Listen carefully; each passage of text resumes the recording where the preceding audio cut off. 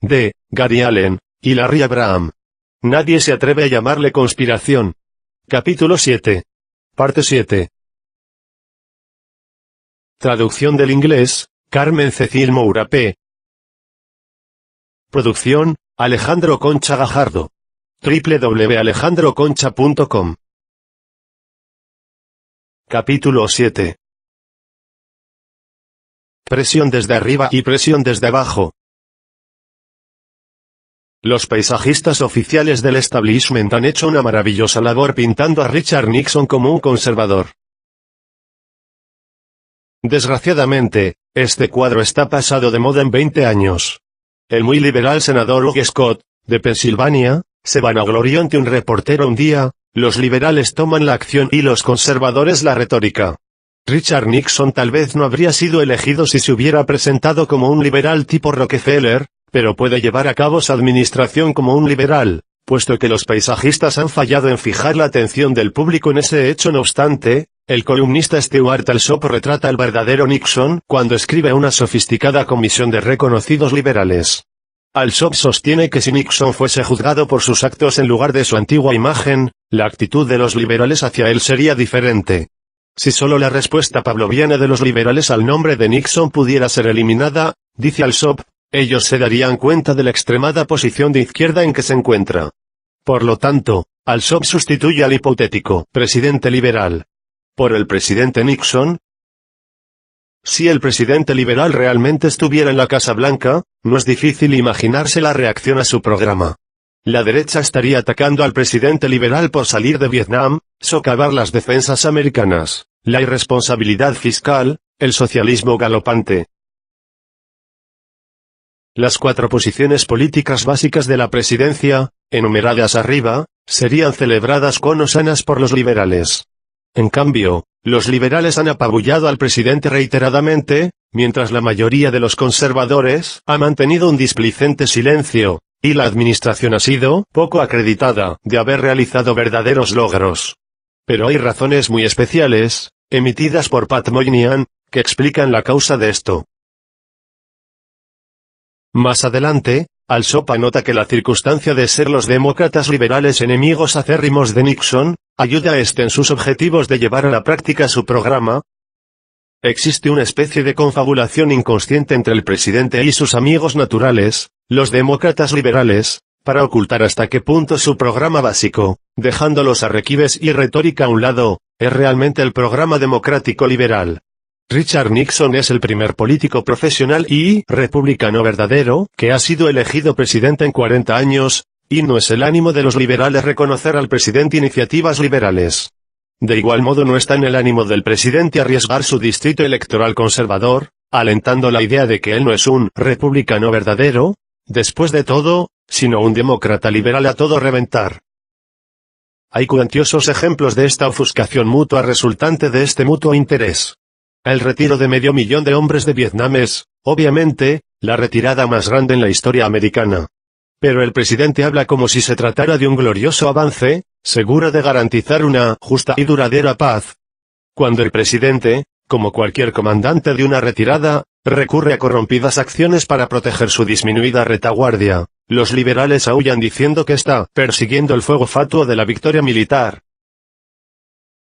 Cuando el presidente disminuye verdaderamente la fuerza militar más agudamente que lo realizado en un cuarto de siglo, los liberales lo atacan de fallar en reordenar las prioridades. El presidente, con su retórica de la defensa fuerte, está en el mismo juego.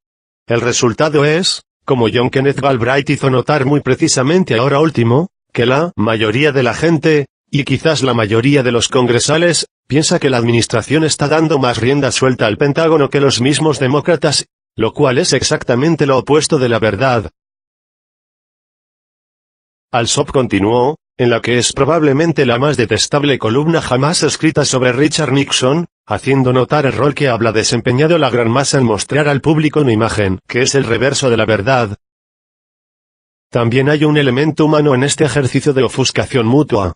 Para los liberales, especialmente para los comentaristas liberales que dominan el medio, Richard Nixon es el Dr. Phil. La razón por la que no puedo decir, pero lo sé y lo sé muy bien, es que no me gusta usted, Dr. Phil.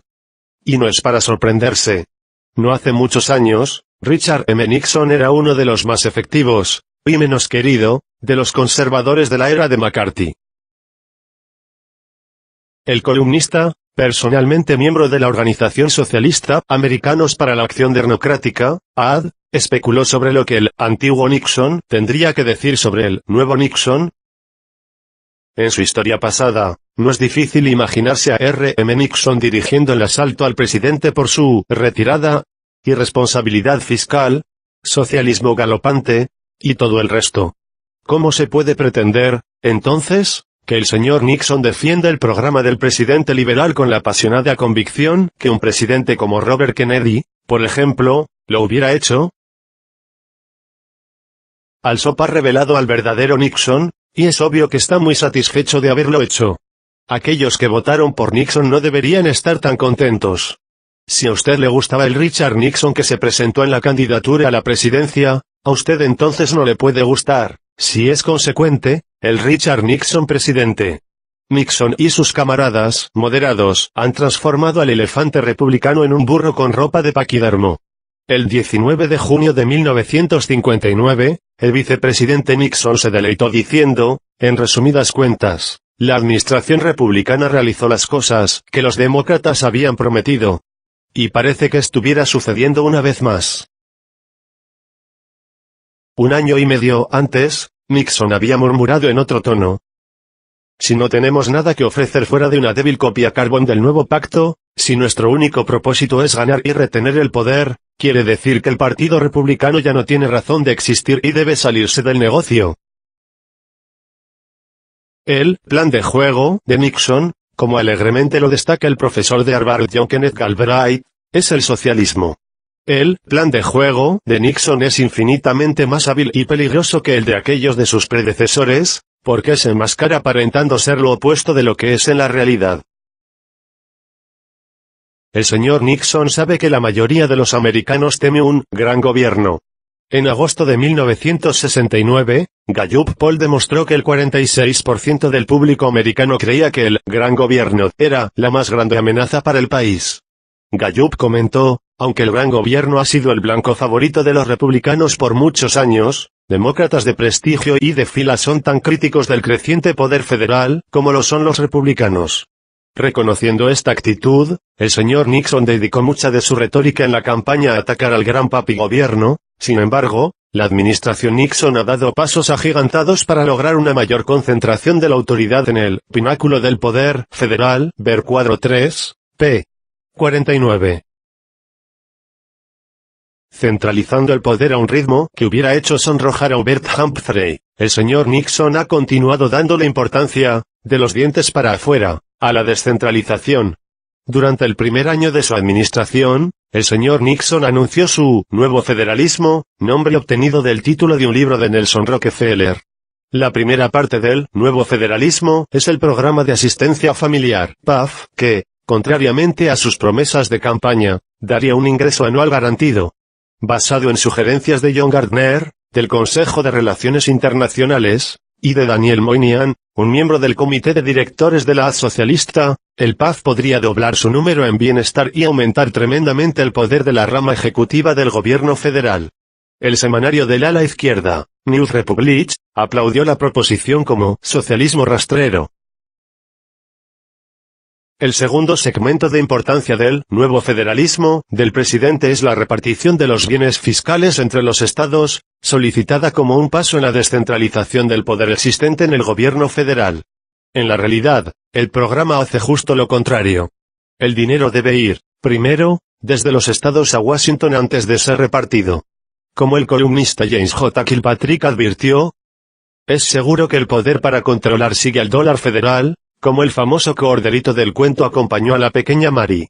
Tan pronto como los gobiernos estatales y locales sean cogidos por los fondos federales, los controles serán puestos en igual forma como lo fueron en educación y agricultura. Todo campo que el gobierno intenta apoderarse, es previamente subvencionado. Usted no puede descentralizar el gobierno, centralizando la recaudación de impuestos. El eslogan del señor Nixon, poder para el pueblo, realmente significa poder al presidente. El presidente de House Ways and Means, Wilbur Mills, ha llamado al plan de repartición de bienes fiscales una trampa que podría convertirse en un arma masiva contra la independencia del gobierno local y estatal. El plan, dijo Mills, va en dirección del gobierno centralizado. Pero el señor Nixon es muy listo. En su mensaje del Estado de la Unión de 1971, discurso en el cual usó el eslogan comunista, Poder para el pueblo, el presidente dijo: "Al fin seremos capaces, en Washington, de proporcionar un gobierno que es verdaderamente para el pueblo. Estoy consciente que no solo le pido un cambio a la rama ejecutiva en Washington, sino incluso a este Congreso, para que se desprendan de algo de su poder". ¿Suena razonable? No. La rama ejecutiva desistirá de parte de su poder y el Congreso desistirá de parte del suyo y el pueblo ganará al devolvérsele estos poderes. ¿Correcto? Incorrecto. Esto no es más que un juego de palabras. Fíjese en la precisión del lenguaje del señor Nixon. Él habla de la rama ejecutiva en Washington, desprendiéndose de parte de su poder. 3 días más tarde se hizo evidente la razón por la cual el señor Nixon agregó el aparentemente redundante en Washington, cuando fue anunciado que el país sería dividido en 10 distritos federales. Estos distritos federales pronto serían usados para administrar los controles de precios y salarios, que casi centralizan en el gobierno federal el poder total sobre la economía. Producción, Alejandro Concha Gajardo. www.alejandroconcha.com. Para muchos observadores políticos, el evento más asombroso del año pasado fue la admisión que el presidente Richard Nixon hizo al periodista Howard Kilos Smith, diciendo que él es un keynesiano en economía. Ahora, el impresionado Smith comentó más tarde: "Es un poco como escuchar a alguien de las cruzadas cristianas decir, considerando todas las cosas, creo que Mohammed estaba en lo cierto". Howard Kilos Smith sabía muy bien que tal declaración del señor Nixon era equivalente a haber dicho: "Ahora soy socialista". John Maynard Keynes, el socialista fabiano y economista inglés, fanfarroneó diciendo que estaba promoviendo la eutanasia del capitalismo. Generalmente se cree, entre los estudiantes de esta conspiración en Inglaterra, que John Maynard Keynes produjo su General Theory of Money and Credit por mandato de ciertos privilegiados de las finanzas internacionales, que lo contrataron para confeccionar una justificación pseudocientífica del déficit de gasto gubernamental, tan misterioso como la Liga de los Justos, que contrató a Karl Marx para escribir el Manifiesto Comunista. Mientras más endeudado está un país, más interés se paga a los poderosos privilegiados, que crean dinero para comprar bonos de gobierno con simples expedientes de utilidades contables. De otro modo, usted podría apostar su último centavo a que los privilegiados de la banca internacional se opondrían violentamente a los déficits inflacionarios. En su columna de Sindicatos Internacionales, del 3 de febrero de 1971, James Reston, Consejo de Relaciones Internacionales, exclamó: "El presupuesto de Nixon es tan complejo, tan diferente al Nixon del pasado, tan no republicano, que desafía todo análisis racional. El presupuesto Nixon es más planeado, tiene más bienestar en él, y tiene un déficit más pronosticado que cualquier otro presupuesto de este siglo". Durante 1967, en sus primeros aprontes, Charles Nixon transformó en su tema número 2 de la campaña, el exorbitante gasto demócrata, inmediatamente después del fracaso de los demócratas por triunfar en Vietnam. El presupuesto de 1967, del señor Johnson, era de $158,6 billones, que en ese momento parecía una cifra astronómica. El señor Nixon reclamó que si ese monto no era reducido en $10 billones, el país se vería ir frente al desastre financiero. En el momento en que Vietnam era un drenaje financiero mucho mayor que ahora, Richard Nixon argumentó que nuestro gasto debía estar alrededor de los $150 billones. Ahora el presidente Nixon gasta $230 billones y los proyectos de ley llevados al Congreso y que probablemente serán aprobados podrían empujar el presupuesto fiscal, primero, de julio de 1971 al 1.9 de julio de 1972, a $250 billones. El hecho es que el hombre que se presentó como señor Frugal en la campaña de 1968, está, en su tercer año de presidencia, gastando entre $80 y $100 billones más de lo que él determinó que su predecesor debía gastar. Y algunos expertos pronostican que el señor Nixon puede llegar a gastar $275 billones el próximo año. Este es el mismo Nixon que el 11 de octubre de 1968 declaró en Dallas que América no puede darse el lujo de 4 años de Hubert Humphrey en la Casa Blanca, porque éste había abogado por un programa que habría causado una juerga que conduciría a la nación a la bancarrota. El candidato Nixon desoyó la administración Johnson por fracasar en parar el déficit de gasto, que es la causa de nuestra actual inflación.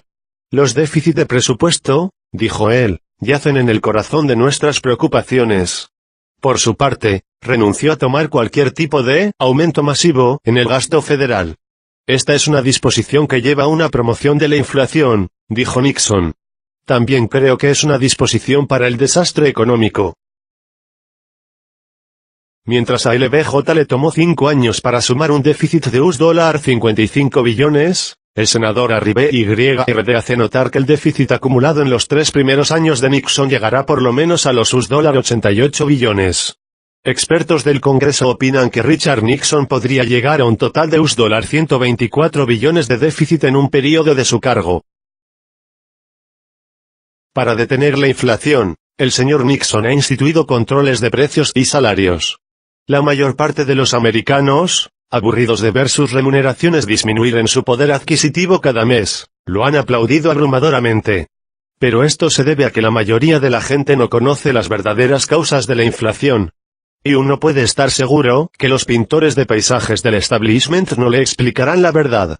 Lo cierto es que hay una diferencia entre la inflación y la espiral precio-salario.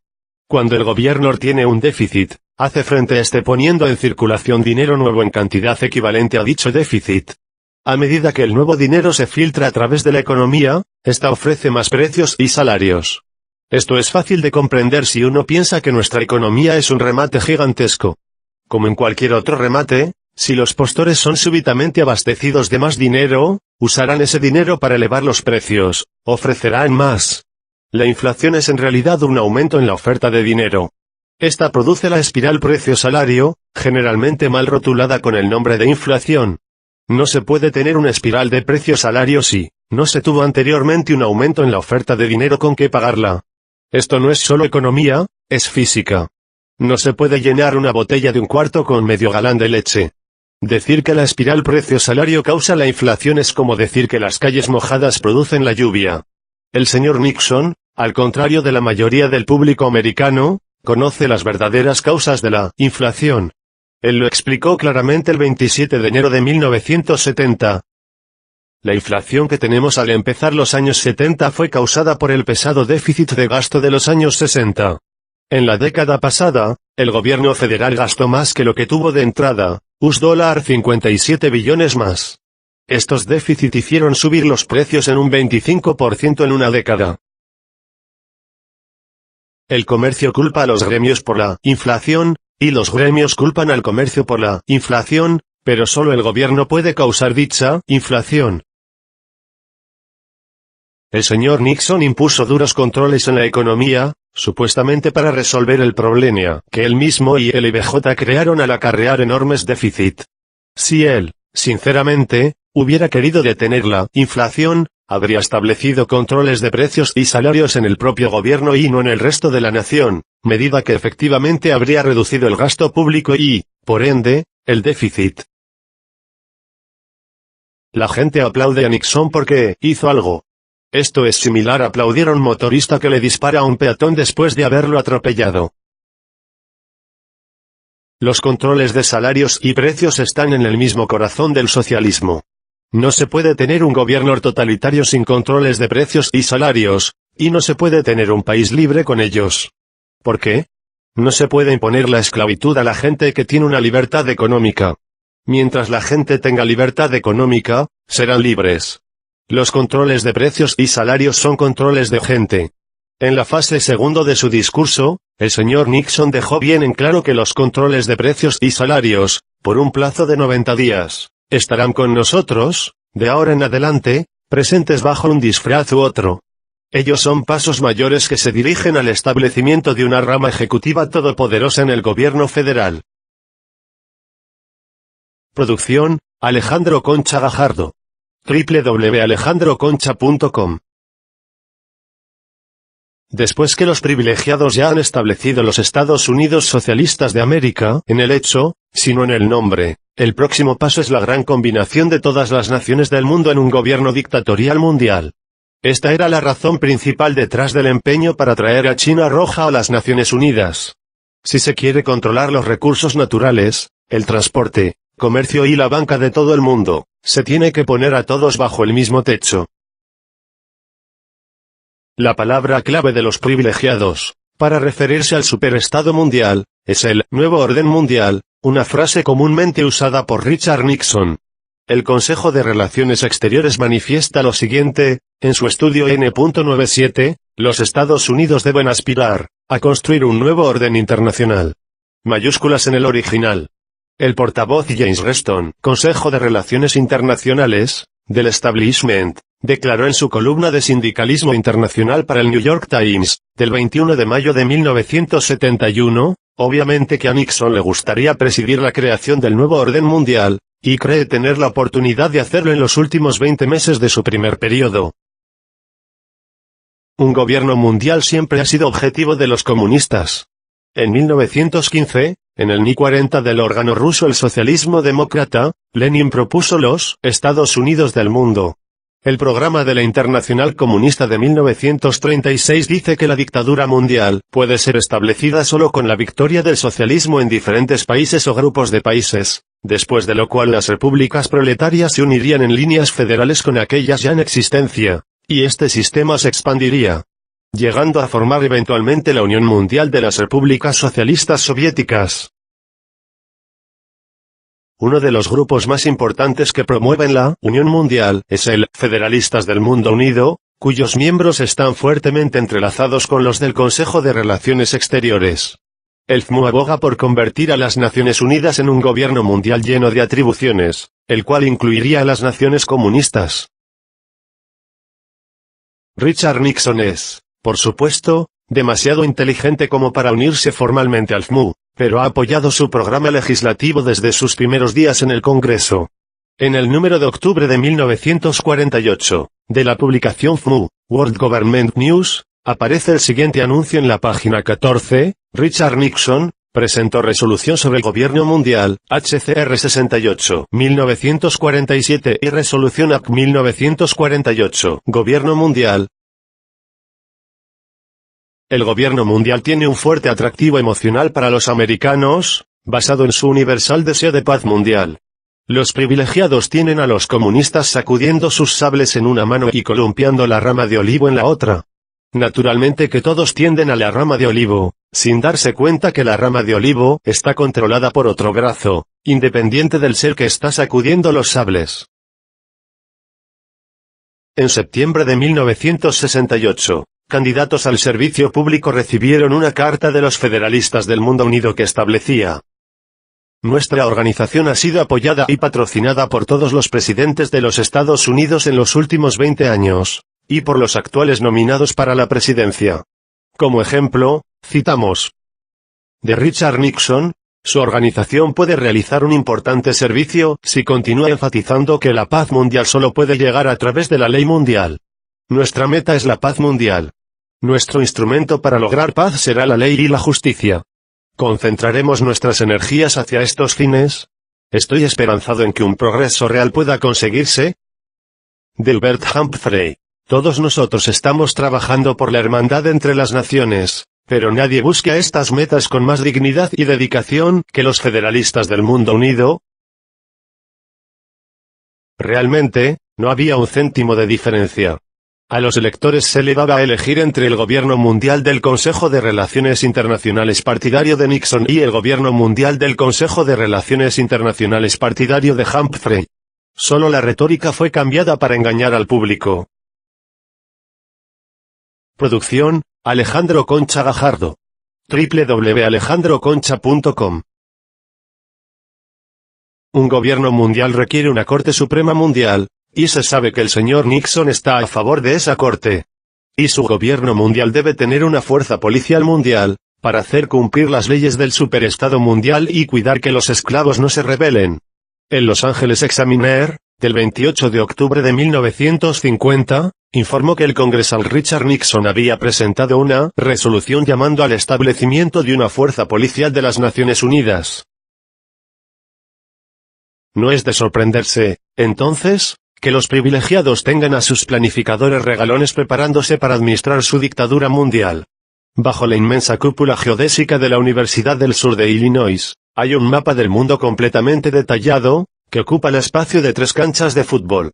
Operando bajo la subvención de las fundaciones Ford, Carnegie y Rockefeller, todas ellas extensivamente entrelazadas con el Consejo de Relaciones Internacionales, una pléyade de científicos, incluyendo desde geógrafos, científicos psicólogos y conductuales, hasta científicos naturalistas, biólogos, bioquímicos y agrónomos, están haciendo planes para el control humano. Estos planificadores de élite teorizan sobre ejercicios que ellos llaman el juego mundial. Por ejemplo, ¿hay mucha gente en el país A y no la suficiente en el país B? ¿Cómo se mueve a la gente del país A al país B? Necesitamos tantos hombres, tantas mujeres, tantos de esta ocupación y tantos de aquella, tantos de esta edad y tantos de esa otra edad.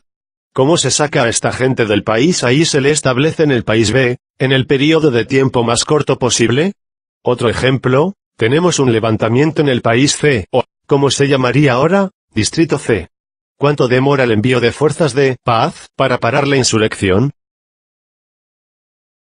La gente del juego mundial hace ejercicios de control global.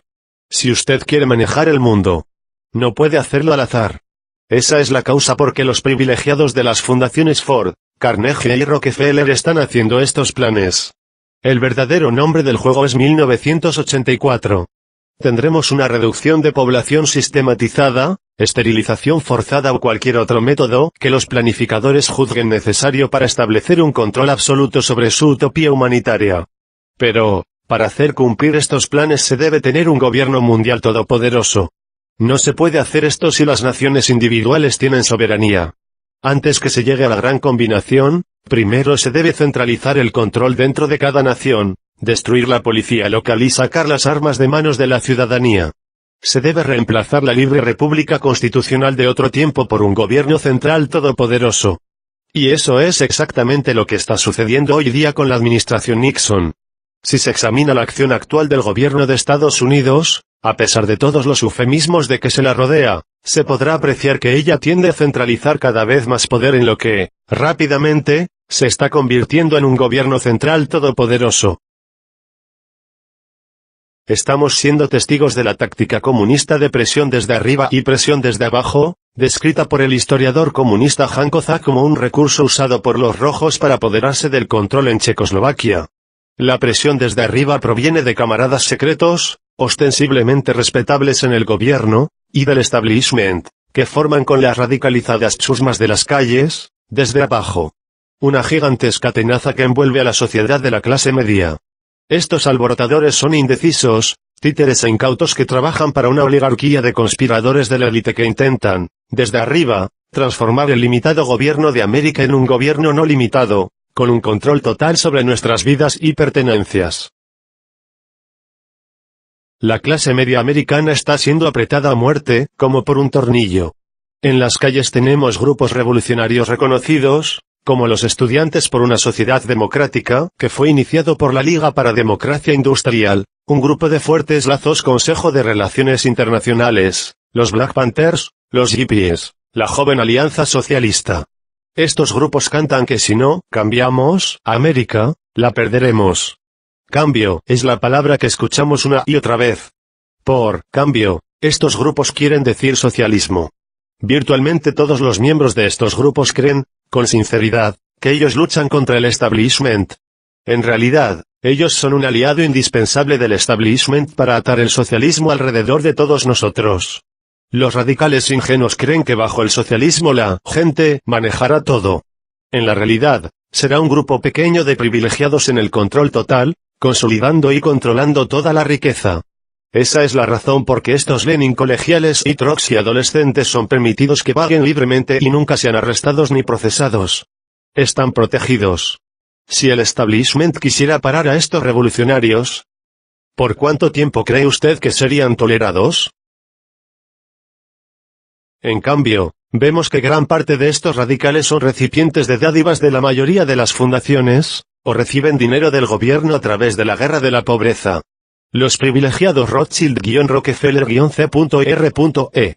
de la cima, se rinden ante las demandas del socialismo de las chusmas de abajo. Los radicales están haciendo el trabajo de aquellos a quienes ellos más odian. Recuerden el cargo que le hizo Bakunin a los seguidores de Marx, que tenían un pie en el banco y el otro en el movimiento socialista. Más indicaciones sobre el financiamiento del establishment in data comunista están contenidas en The Strawberry Statement, Notes of a College Revolutionary, de Harnes Kunen. Describiendo hechos en la Convención Nacional del Data, en 1968, Kunen dice: también en la convención, hombres de mesas redondas de comercio internacional, las reuniones patrocinadas por Comercio Internacional para sus grupos de clientes y jefes de gobierno, trataron de comprarse unos pocos radicales. Estos hombres son los principales industriales del mundo y ellos se reúnen para decidir cómo seguirán nuestras vidas. Estos son los jóvenes que escribieron la Alianza para el Progreso. Ellos pertenecen al ala izquierda de la clase gobernante. Ellos estuvieron de acuerdo con nosotros en el control de los negros y el control estudiantil. Ellos quieren a McCarthy adentro. ¿Ven el fascismo como una amenaza? Yo ven venir desde Guayace. La única forma en que McCarthy pueda ganar, es si los locos y los radicales jóvenes travesean y hacen que Gene se vea más razonable. Ellos ofrecieron financiar nuestras demostraciones en Chicago. También se nos ofreció dinero eso, Rockefeller. Quieren que provoquemos muchos disturbios para que ellos puedan mirar más al centro, a medida que se mueven hacia la izquierda. Esa es la estrategia. Los pintores de paisajes concentran su atención en los chiquillos de la calle, mientras que el verdadero peligro es el de arriba. Como Frank Capel recientemente observó en The Review of the News. Por supuesto, sabemos que estos estudiantes radicales no se apoderarán del gobierno. Lo que harán es dar motivos para que el gobierno se apodere de la gente, a través de la aprobación de más y más leyes represivas para mantener las cosas bajo control.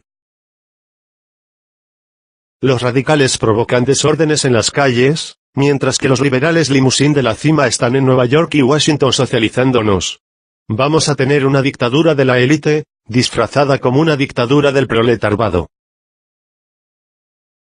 Ahora, los privilegiados del establishment están entrando en un método más sofisticado para aplicar presión desde abajo.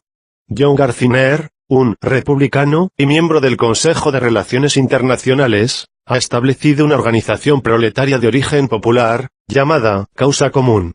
Esta puede llegar a ser la organización más grande e importante en la historia americana. El propósito de Causa Común es organizar recipientes de bienestar sobre todos aquellos que no han sufragado todavía, para que realicen manifestaciones por el socialismo. Esas manifestaciones y actos públicos no solo se concretarán en presiones al Congreso para que apruebe una legislación socialista, sino que también se traducirán en un factor de poder en las elecciones. Causa Común es, supuestamente, el epítome del anti-establishment, pero ¿quién está pagando las cuentas? Los privilegiados radicales de la élite desde arriba. El financista número uno de este grupo, que pretende derrotar a los superricos y redistribuir su riqueza entre los pobres, es John D. Rockefeller III. Otros financistas claves son, Andrew Heiskell, Consejo de Relaciones Internacionales, presidente del Consejo de Time Inc. Thomas Watson, Consejo de Relaciones Internacionales, presidente del Consejo de la IBM. John Whitney, Consejo de Relaciones Internacionales, de la Fortuna Standard Oil. Solin Owith, Consejo de Relaciones Internacionales, presidente del Consejo de Xerox. Y Gardner Cowles, Consejo de Relaciones Internacionales, de las publicaciones Cowles. En cualquier organización, el hombre que paga las cuentas es el jefe. Los otros son sus empleados.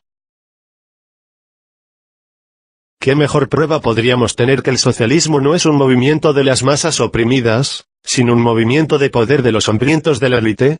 Los pobres son meros peones en el juego.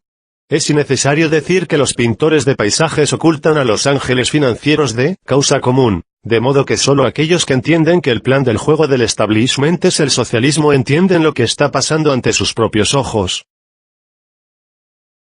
D. Gary Allen y Larry Abraham.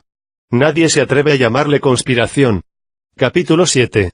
Parte 7. Fin del capítulo. Producción, Alejandro Concha Gajardo. www.alejandroconcha.com